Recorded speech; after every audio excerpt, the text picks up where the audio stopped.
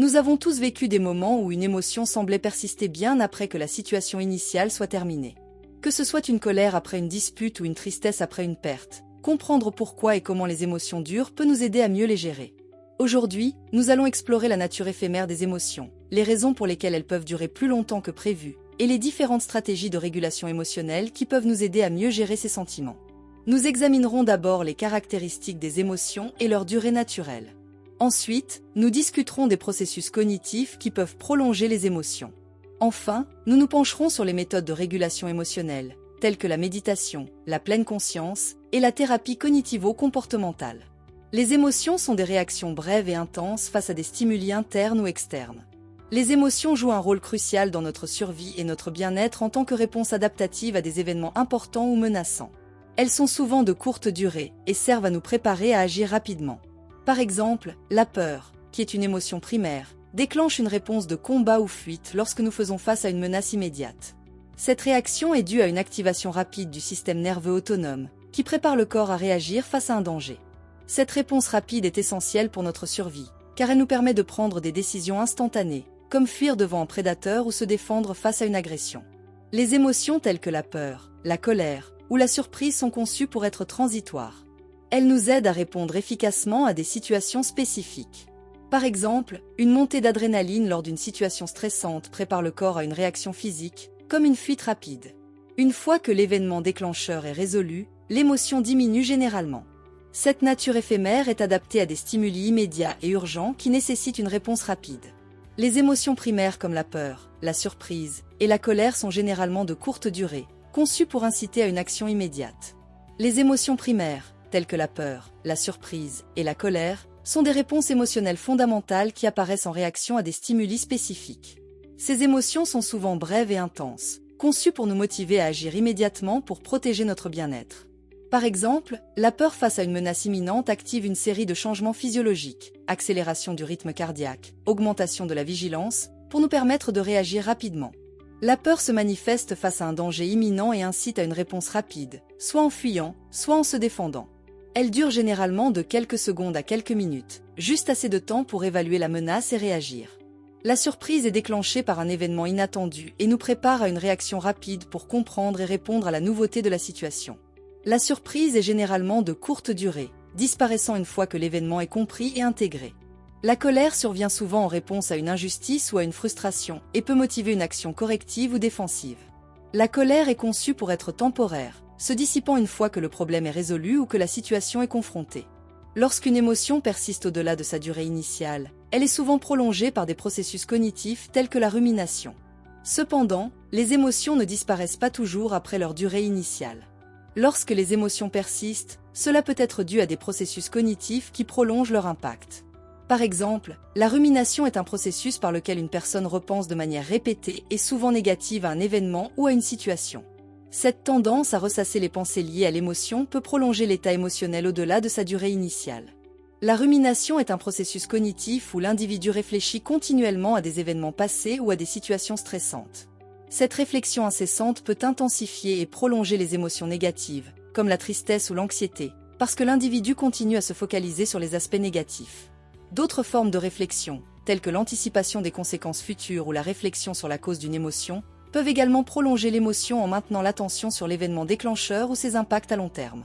Alors que les émotions primaires sont conçues pour être brèves et adaptées à des réponses immédiates, leur durée peut être prolongée par des processus cognitifs tels que la rumination, ce qui rend leur gestion plus complexe et nécessite des stratégies de régulation émotionnelle adaptées. Les émotions sont conçues pour être temporaires. Par exemple, la peur d'une menace imminente dure juste assez longtemps pour permettre une réaction rapide. Une fois la menace disparue, la peur se dissipe généralement. Selon les recherches, les émotions primaires durent de quelques secondes à quelques minutes. Les émotions primaires, en raison de leur nature brève, jouent un rôle crucial dans notre survie en facilitant des réponses rapides aux dangers et aux surprises. Elles sont conçues pour être temporaires, répondant à des besoins immédiats sans persister une fois le stimulus initial disparu.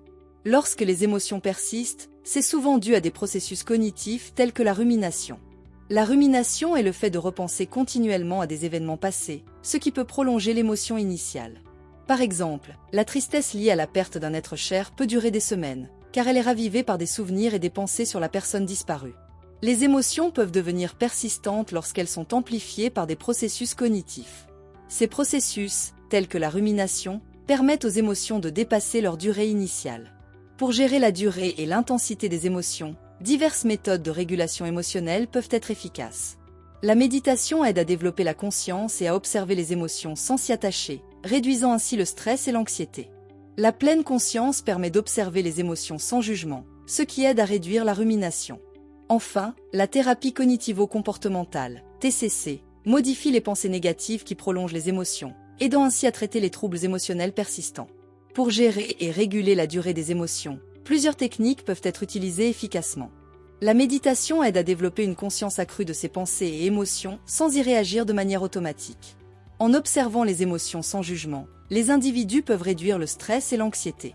Une méta-analyse a montré que la méditation a des effets modérés mais significatifs sur la réduction de l'anxiété et de la dépression. La pleine conscience encourage une attention non critique au moment présent, permettant aux individus d'observer leurs émotions sans les juger ni se laisser emporter par elles. Des études montrent que la pratique de la pleine conscience peut réduire la rumination, un facteur clé dans la prolongation des émotions négatives. La thérapie cognitivo-comportementale, TCC, est une approche thérapeutique qui aide les individus à identifier et à modifier les pensées négatives et les comportements dysfonctionnels. En changeant les schémas de pensée négatifs qui prolongent les émotions, la TCC peut être particulièrement efficace pour traiter les troubles émotionnels persistants, tels que la dépression et l'anxiété. Ces méthodes de régulation émotionnelle offrent des moyens pratiques et éprouvés pour gérer et réduire l'impact des émotions sur notre bien-être. Elles sont essentielles pour traiter non seulement les émotions immédiates, mais aussi celles qui deviennent persistantes à cause de processus cognitifs. Cependant, certains pourraient argumenter que les méthodes de régulation émotionnelle comme la méditation et la TCC sont difficilement accessibles ou nécessitent un engagement à long terme, ce qui peut décourager certaines personnes.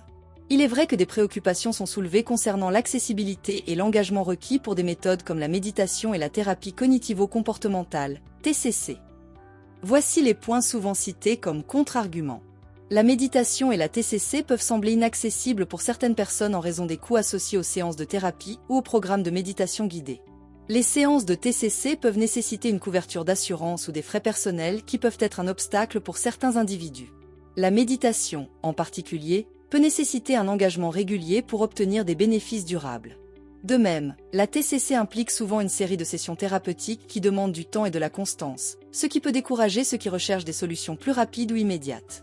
Toutefois, des études montrent que même de courtes pratiques de méditation peuvent apporter des bénéfices significatifs. La TCC est également largement disponible et a montré des résultats probants dans la réduction des symptômes de dépression et d'anxiété.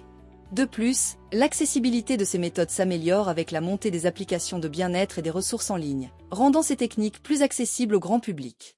Des recherches ont démontré que même des sessions courtes de méditation, comme celles de 10 à 15 minutes par jour, peuvent offrir des avantages significatifs.